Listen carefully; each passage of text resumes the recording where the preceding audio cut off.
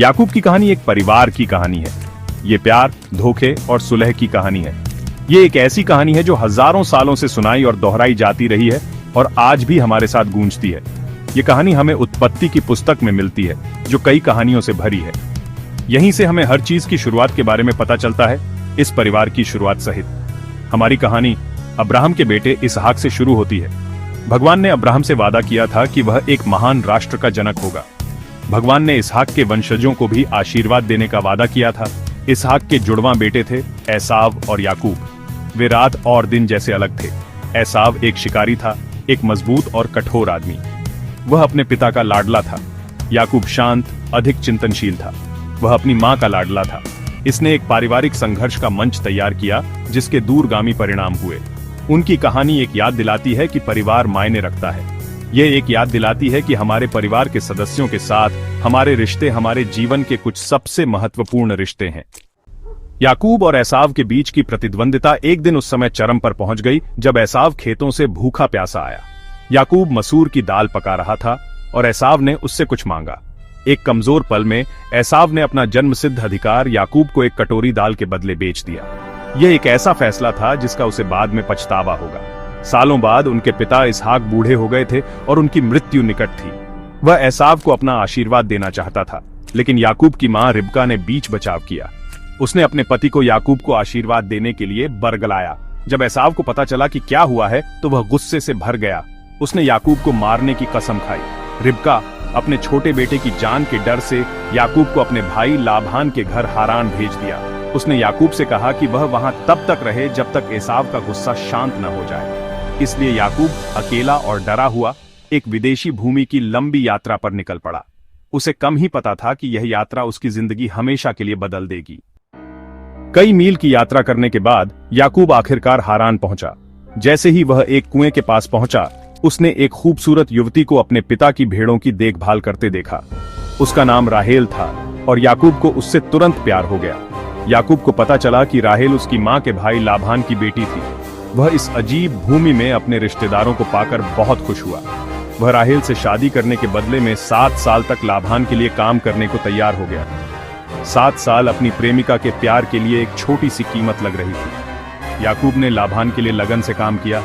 राहेल के लिए उसका प्यार हर गुजरते दिन के साथ मजबूत होता गया। उसने उस दिन का सपना देखा जब वह आखिरकार उसे अपनी पत्नी कह सकेगा। आखिरकार लंबे समय से प्रतीक्षित दिन आ गया। यह याकूब और राहेल की शादी का समय था। लेकिन लाबान ने धोखे से राहेल को उसकी बड़ी बहन लिया से बदल दिया। हालांकि लिया एक दयालु महिला थी, लेकिन उसे अपनी छोटी बहन से कम आकर्षक माना जाता था। शादी के तंबू के अंधेरे और प्यार में अंधे याकूब को इस बात का एहसास नहीं हुआ कि उसने राहेल की जगह लिया से शादी कर ली है। अगली सुबह जब वह उठा तो उसे भयानक सच्चाई का पता चला।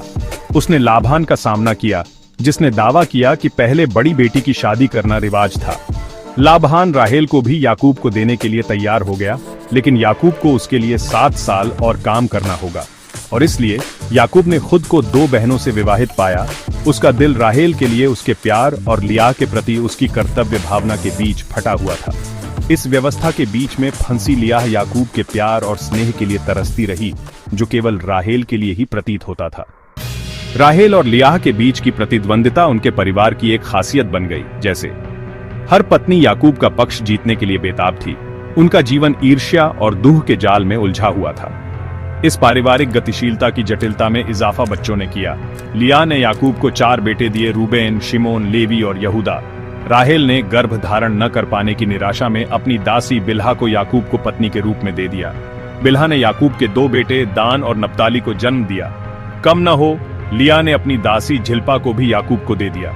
झिल्पा ने याकूब के 2 बेटे गाद और आशेर को जन्म दिया। परिवार बढ़ता गया। प्रत्येक बच्चा माताओं के अपने पति के प्यार और परिवार में अपनी जगह के लिए बेताब होने का प्रतीक था। इस असामान्य पारिवारिक संरचना में पले बढ़े बच्चों ने कड़वाहट और दिल के दर्द को प्रत्यक्ष रूप से देखा, जो ईर्ष्या और प्रतिस्पर्धा से उत्पन्न हो सकता है। साल बीत गए और राहेल निसंतान रही। हर गुजरते मौसम के साथ उसका दर्द और पीड़ा बढ़ती गई।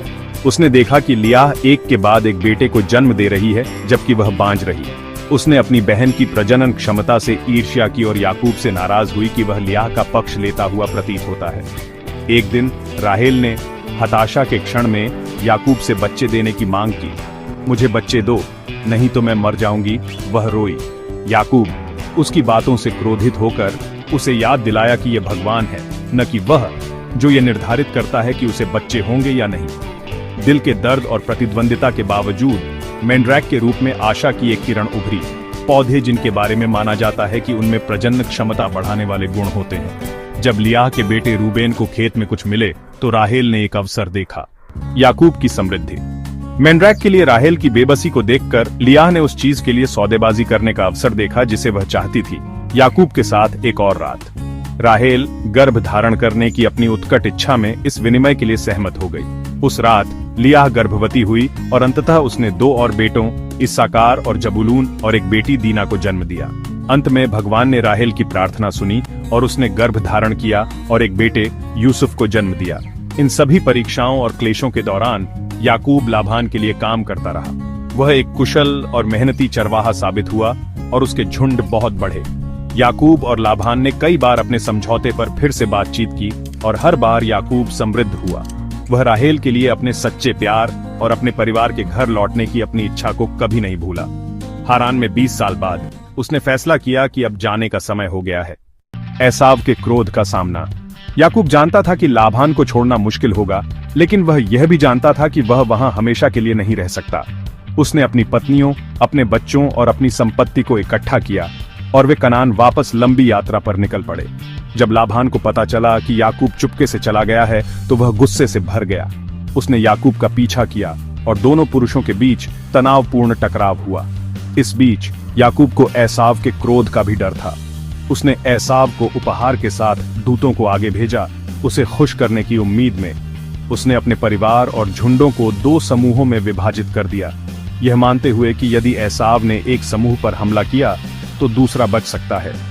एसाव से मिलने से एक रात पहले याकूब को एक गहरा आध्यात्मिक अनुभव हुआ। वह दिन के उजाले तक एक रहस्यमय प्राणी से कुश्ती लड़ता रहा। इस मुठभेड़ ने उसे लंगड़ा कर दिया, लेकिन एक नया नाम इजराइल भी दिया, जिसका अर्थ है वह जो भगवान से कुश्ती लड़ता है। अगली सुबह याकूब और एसाव आखिरकार फिर से मिले। याकूब की राहत के लिए एसाव ने उसे गले लगा लिया और वे मेल मिलाप कर गए। भाई जो कभी कट्टर प्रतिद्वंद्वी थे, अब शांत थे।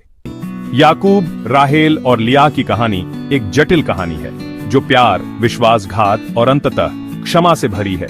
यह हमें याद दिलाता है कि पारिवारिक रिश्ते चुनौतीपूर्ण और फायदेमंद दोनों हो सकते हैं। हम छल के परिणाम और प्रतिद्वंद्विता के दर्द को देखते हैं, लेकिन हम क्षमा की शक्ति और पारिवारिक संबंधों के महत्व को भी देखते हैं। अंततः यह भगवान के अपने वादों के प्रति विश्वास योग्यता के बारे में एक कहानी है। भगवान ने अब्राहम से वादा किया था कि उसके वंशज सभी राष्ट्रों के लिए आशीर्वाद होंगे।